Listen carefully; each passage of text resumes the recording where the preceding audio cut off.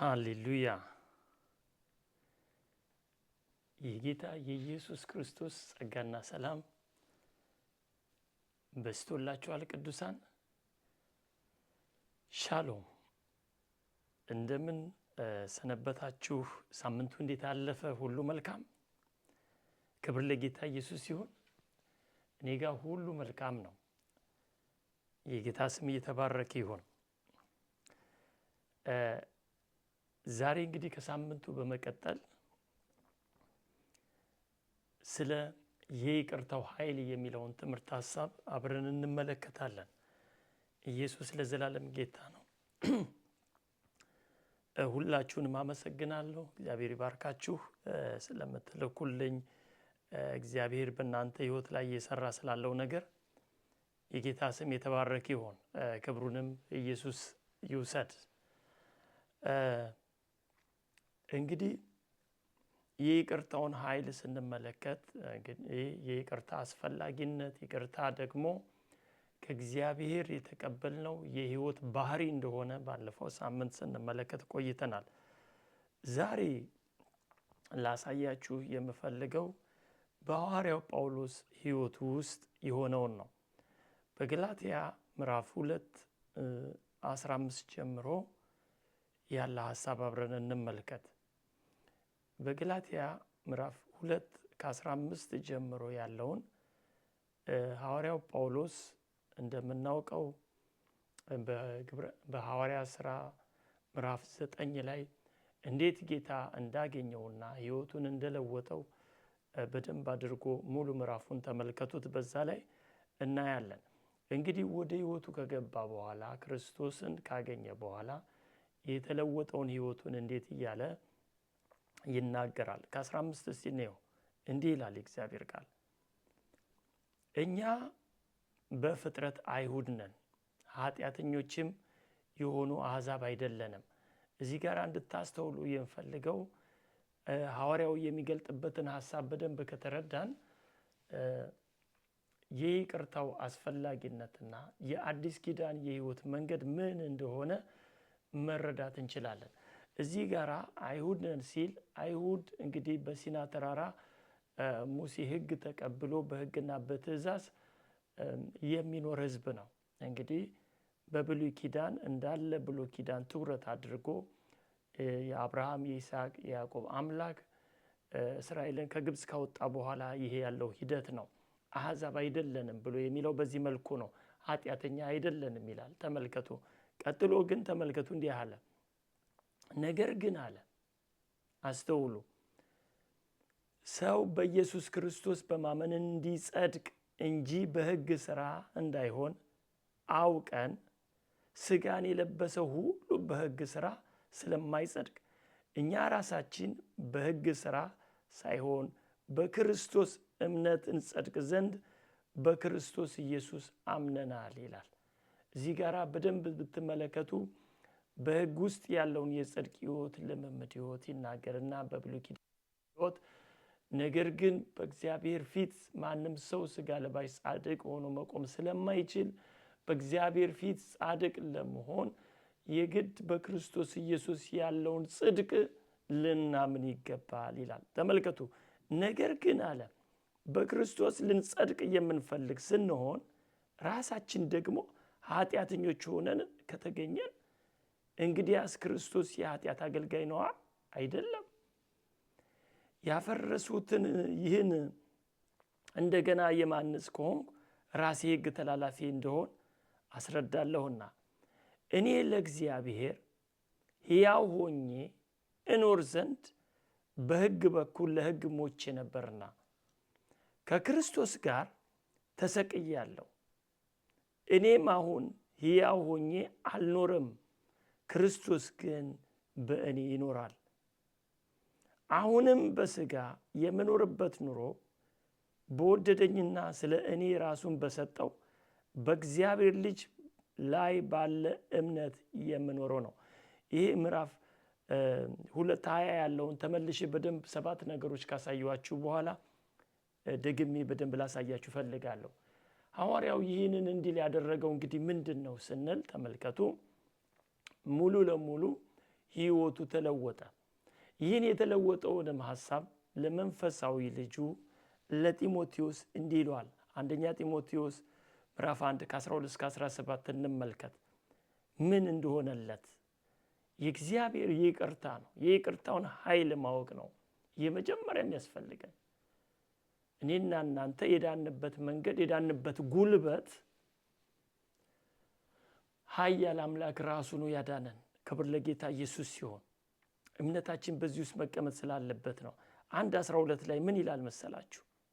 እንዲህ ይላል፣ ለአገልግሎቱ ሾመኝ፣ ታማኝ አድርጎ ስለቆጠረኝ ኃይል የሰጠኝን ሃሌሉያ ክርስቶስ ኢየሱስን ጌታችን አመሰግናለሁ አለ። የዚህ ሰውዬ በፊት በብሉይ ኪዳን ከሕግ በታች የነበረውን ሕይወት ተመልከቱ። ሕግ ትእዛዝ ነው። ሕግ ቁጣ አለው። ሕግ አይምርም፣ ምሕረት የለውም። ሪሊ ነው። በደንብ ተመልከቱት። 10ሩን ትእዛዛት ሄዳችሁት ከዛም በኋላ ጠቅላላ በብሉይ ኪዳን ውስጥ ፍርድ ነው የምንመለከተው። ነገር ግን እዚህ ጋር ይህ ሰው ተመልከቱ ምን አለ? ለአገልግሎቱ ሾመኝ፣ ታማኝ አድርጎ ስለቆጠረኝ ኃይል የሰጠኝን ሃሌሉያ ክርስቶስ ኢየሱስን ጌታችንን አመሰግናለሁ ካለ በኋላ ቁጥር 13 ተመልከቱ የሚለው አስቀድሞ ተሳዳቢና አሳዳጅ አንጋላችም ምንም ብሆን ቁጥር 7 ቁጥር 6 7 8 ሐዋርያ ሥራ ሄዳችሁ ብትመለከቱ በስጢፋኖስ ሞት ተባባሪ ነበር ይላል። እንግዲህ ተመልከቱ ሳኦል ሐዋርያው ጳውሎስ በደንብ ተመልከቱ። በዚህ ጋር አሳዳጅ ነበርኩኝ፣ ተሳዳቢ ነበርኩኝ፣ የማንገላታም ነበርኩ። ምክንያቱም ከአይሁድ ደብዳቤ አጽፎ ክርስቲያኖችን ያሳድድ የነበረበት የመጀመሪያው ቤተ ክርስቲያን ታሪክ ላይ ስለተጻፈ ነው። ሐዋርያ ሥራ ስትገቡ ታገኙታላችሁ። ነገር ግን አለ ተመልከቱ፣ 1 ሳላውቅ፣ 2 ባለማመን። ይሄ ነው ትልቁ፣ ሳላውቅና ባለማመን። ክብር ለጌታ ኢየሱስ ሲሆን አሁን በደንብ እንድትረዱኝ እፈልጋለሁ። የእግዚአብሔር የይቅርታ ኃይል ማወቅና ማመን ስንጀምር እውነቴን ነው የምነግራችሁ ሕይወታችን ሙሉ ለሙሉ ይለወጣል። ቀጥሎ እንዲህ አለ፣ ስላደረኩት የድሮርትም ይቅርታን አገኘው ይላል። ምህረትን አገኘው። ሁለቱ የእግዚአብሔር ምህረት የእግዚአብሔር ይቅርታ ነው ትምህርት። የይቅርታው ኃይል ነው ትምህርት።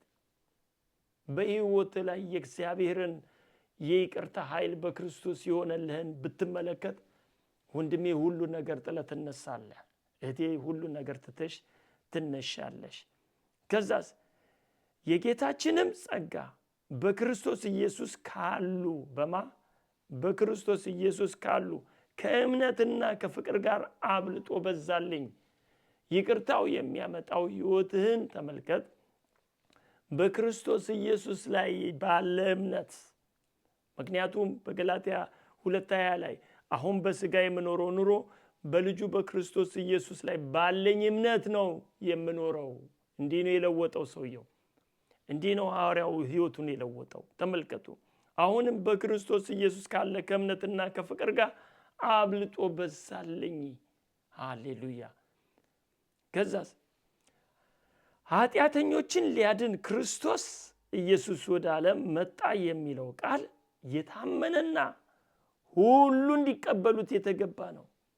ሌላ ነገር አልልህም ወንድሜ። በጣም ስለ ስነ ስርዓቶች በተለያዩ ነገሮች ልንማር እንችላለን። ጥሩ ነው ዲሲፕሊን፣ ግን የዘላለም ሕይወት የለውም። ሰው ጨዋ ሁሉ ጻድቅ ነው አይባልም። ምክንያቱም ደስ ይላል ሰው ራሱን በዲሲፕሊን ሞራሊ ሰው ሆኖ መኖር ይችላል። ሪሊ ስለ ዘላለም ሕይወትና ስለ እግዚአብሔር ግን ይቅርታ ሕይወት እግዚአብሔር ከልጁ ከኢየሱስ ክርስቶስ ውጪ በማንም ላይ ራሱን አልገለጠም። ስለዚህ ነው የክርስቶስ የኢየሱስ ሕይወት በእምነት እንድንቀበል እግዚአብሔር ይህንን ያዘጋጀው። ስለዚህ ምን አለ? ኃጢአተኞችን፣ የትኞቹን ኃጢአተኞች? በሕግም ውስጥ ኖር፣ በተለያየ ነገር ውስጥም ኖር፣ ግን ኃጢአተኛ ሆነ ትገኛለህ። ምክንያቱም እግዚአብሔር የሚፈልገውን ጽድቅ በስጋ ለባሽ ሕይወት ውስጥ አይገኝም። ከልጁ ከኢየሱስ ውጪ እግዚአብሔርን ሊገልጥ የቻለ ማንም የለም።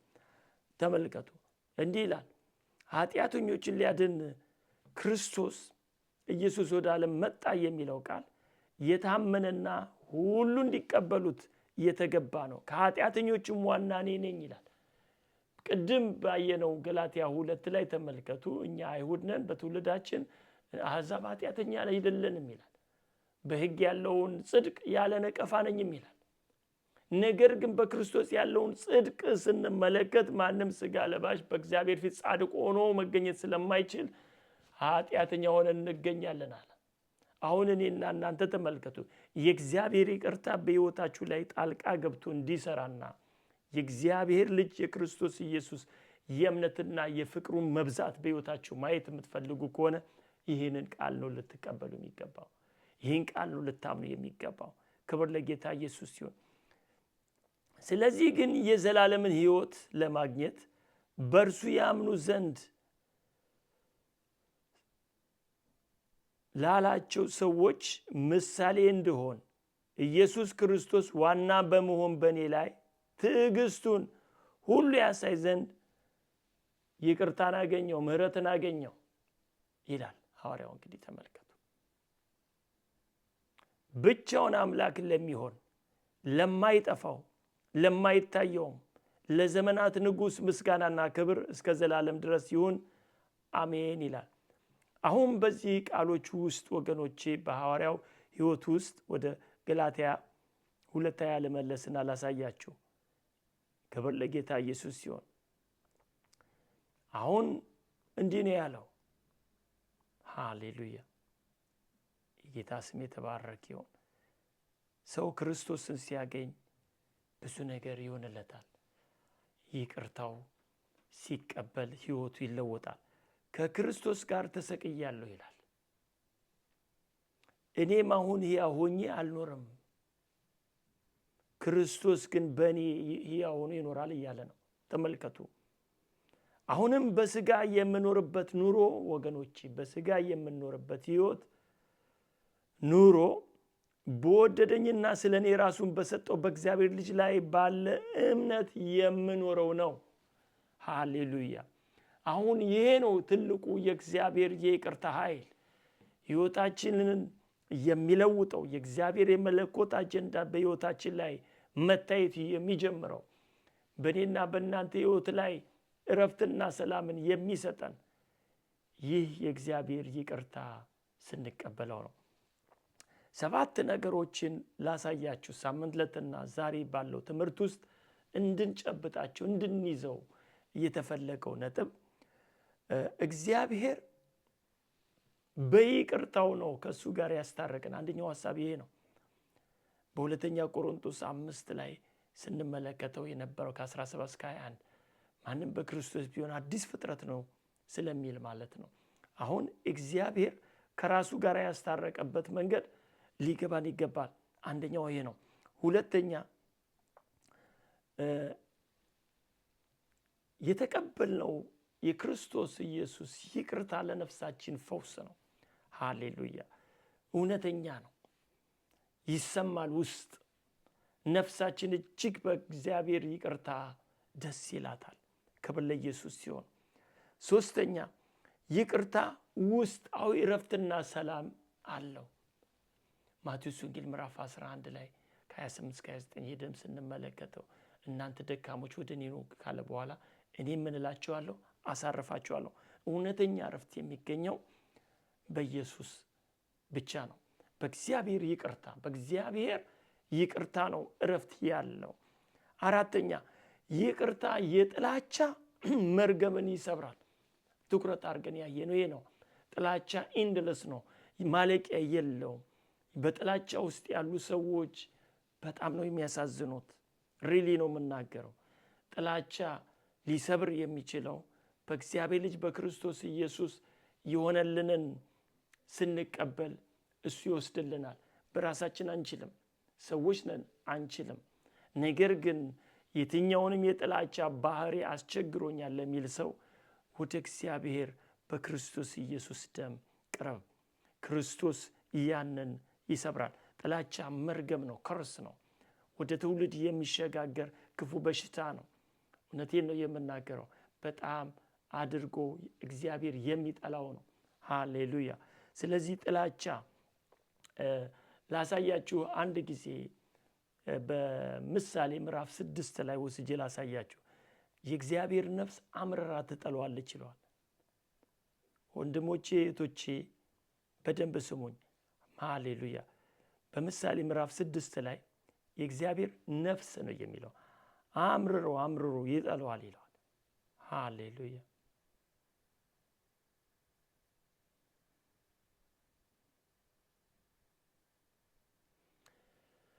ልዘርዝራቸው እንደውም ከ16 ጀምሮ እግዚአብሔር የሚጠላቸው 6 ነገሮች ናቸው። 7ም ተመልከቱ፣ 7ንም ነፍሱ አጥብቃ ትጸየፈዋለች ይላል። አሁን 7ኛው ላይ ስንደርስ እግዚአብሔር በነፍሱ የሚጸየፈው ነው። ምን ማለት ነው?